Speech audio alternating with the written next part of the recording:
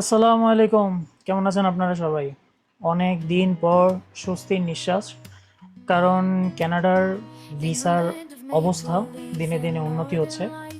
তো গত বেশ কিছুদিন ধরে আমি অনেকের কাছ থেকে বিভিন্ন ধরনের এই টাইপের মেসেজ পেয়েছি যে কানাডার ভিসা কেমন পরিমাণে দিচ্ছে, অথবা কানাডা এখন রিজেকশনের পরিমাণ কেমন। এটা নিয়ে আমার আপনাদের প্রতি কিছু, আসলে এটা আসলে কোনো ডিরেক্ট আনসার নাই। সো আমি আজকে আপনাদেরকে এটা নিয়ে আপনাকে একটা আইডিয়া দিব যে আসলে ভিসা ডিসিশনটা আসলে কিসের উপর নির্ভর করে। কানাডাতে বর্তমানে 4টা ফিল্ড খুবই খুবই মানে একটা মানে লোকের অভাবের মধ্য দিয়ে যাচ্ছে। একটা হচ্ছে এডুকেশন ফিল্ড, সেকেন্ড হচ্ছে আপনার এভিয়েশন অথবা অটোমোটিভ, যেটাকে বলা হয় যে আপনার কার মেকানিক, এই ফিল্ড। থার্ড হচ্ছে আপনার health field, health, medical, nursing, pharmacy field. And fourth সেটা হচ্ছে আপনার social work, community service and counselling field. এই 4টা ফিল্ড। এখন প্রশ্ন হচ্ছে যে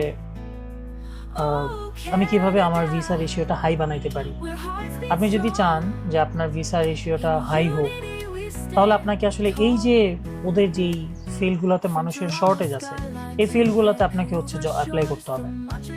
সো ফার্স্ট আছে এডুকেশন ফিল্ডে আপনি যদি ব্যাচেলরে যান, আপনার উচিত bachelor of education, bachelor of elementary education, then bachelor of child and youth studies, তারপর এডুকেশনাল সাইকোলজি, ডিসেবিলিটি স্টাডিজ।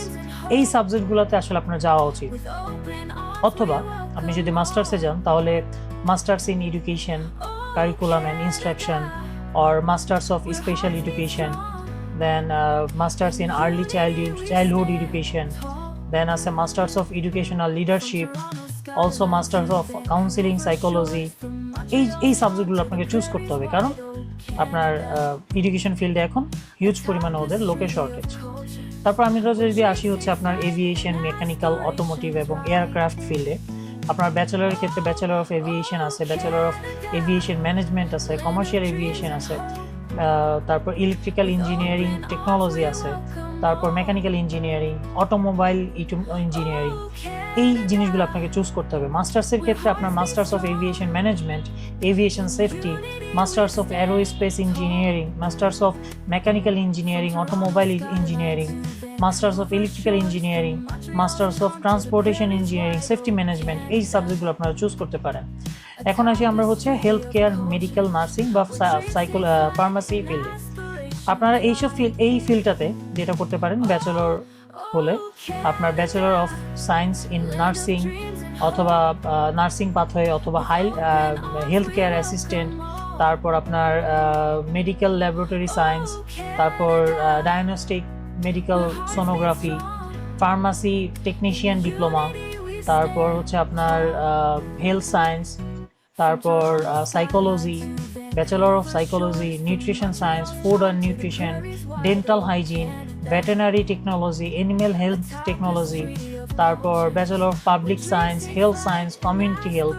এই সাবজেক্টগুলো ব্যাচেলরের ক্ষেত্রে আপনি চুজ করতে পারেন। আর মাস্টার্স হলে আপনার masters of public health, global health, masters of nursing, nursing leadership, nurse practitioner, masters in pharmaceutical science, তারপর হচ্ছে masters in psychology, counselling psychology, clinical psychology, masters of occupational therapy, masters of nutrition, public health nutrition, masters in biomedical science, laboratories medical medicine, masters of health administration, masters of health information. হেলথে অনেক subject আছে।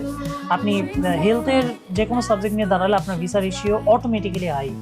তারপর আপনি যদি আসেন social work বা community service অথবা counselling ফিল্ডে, তাহলে ব্যাচেলর অফ সোশ্যাল সায়েন্স, তারপরে সোশ্যাল ওয়ার্ক, ডিসেবিলিটি স্টাডিজ, যেগুলো অলরেডি হচ্ছে আপনার আরেকটার সাথে কানেক্টেড। অ্যান্ড মাস্টার্সের ক্ষেত্রে আপনার masters of social work, masters of counselling, masters of community development, masters in mental health, addiction counselling, masters in child and youth care, যদি এগুলো হচ্ছে আপনার এডুকেশন ফিল্ড, যেটা প্রথমে আমি বলছি ওই ফিল্ডের সাথে কানেক্টেড, বাট এই যে 4টা ফিল্ড বললাম, এই ফিল্ডগুলোতে যদি আপনি হচ্ছে ব্যাচেলর অথবা মাস্টার্স আপনার যে কোনো এই মানে রিলেটেড সাবজেক্টগুলোতে আপনি চুজ করেন, আপনার ভিসা রেশিও অটোমেটিক্যালি আসলে হাই হয়ে যায়, কারণ এই ফিল্ডগুলোতে আসলে ওদের এখন জনবল প্রয়োজন।